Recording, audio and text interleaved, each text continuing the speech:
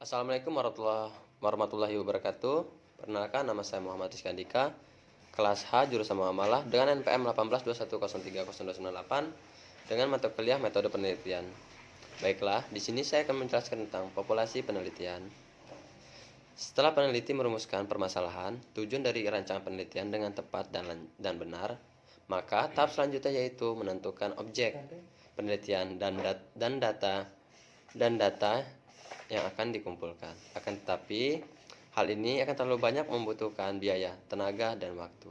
Sehingga, karena tidak efisien, oleh karena itu bila seseorang peneliti pada umumnya hanya menggunakan sebagian dari keseluruhan objek penelitian yang kemudian disebutkan dengan sampel.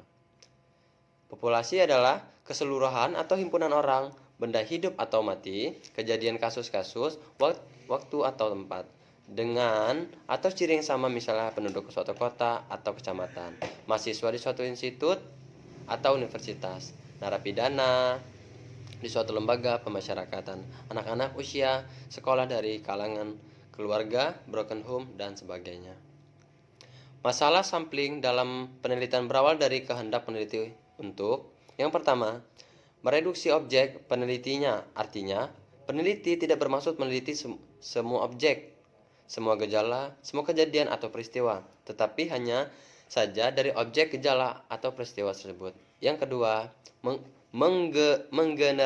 menggeneralisasikan hasil penelitian. Artinya, kesimpulan-kesimpulan penelitian akan digeneralisasikan terhadap semua objek, gejala, atau peristiwa yang lebih luas. Berdasarkan dua hal di atas, reduksi dan generalisasi, maka timbul masalah sampling dalam setiap penelitian ilmiah. Namun, sebelum menguraikan teknik sampling, maka perlu diketahui beberapa istilah sebagai berikut. 1.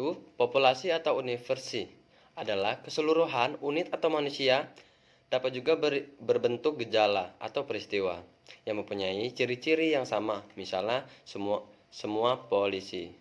Yang kedua, subpopulasi adalah sejumlah unit atau manusia menjadi bagian dari populasi, misalnya polisi wanita atau polwan.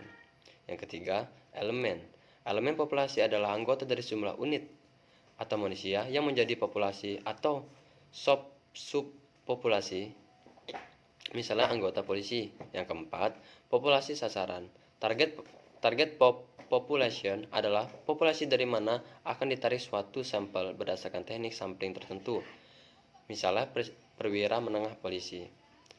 Dan yang kelima, kerangka atau frame adalah daftar dari orang-orang atau unit yang merupakan bagian dari sampel yang mewakili populasi.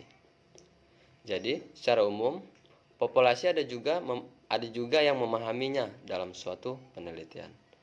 Yang pertama, target population dari sampel population. Yang kedua, target populasi adalah populasi kepada siapa kesimpulan akan dari mana sampel diambil. Adapun sampel population adalah dari mana sampel diambil. Idealnya, dalam suatu penelitian, target population identik dengan sampel population, terutama apabila digunakan metode statistik intersial, maka keadaan ideal tersebut mutlak harus dipenuhi. Yang ketiga, problem population dan data populasi.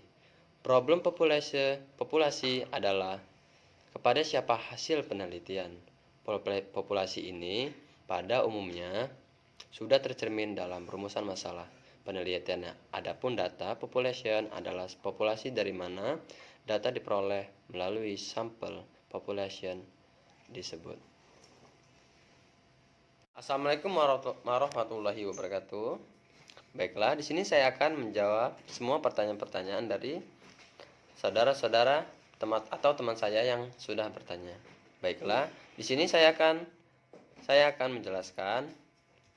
Baiklah, pertanyaan pertama dari teman saya atau saudara saya, Agus Pratama, yaitu pertanyaannya, apa yang dimaksud dengan populasi dalam penelitian? Baiklah, di sini saya akan menjawab. Populasi dalam penelitian adalah keseluruhan atau himpunan orang, benda hidup atau mati, kejadian kasus-kasus waktu atau tempat dengan atau ciri yang sama. Misalnya, penduduk dari suatu kota atau kecamatan, mahasiswa di suatu institut atau universitas, narapidana di suatu lembaga pemasyarakatan, anak-anak usia sekolah dari kalangan keluarga, broken home atau sebagainya. Baiklah, saya akan melanjutkan. Pertanyaan yang kedua dari saudara atau kerabat saya, yaitu Muhammad Ramakaniko.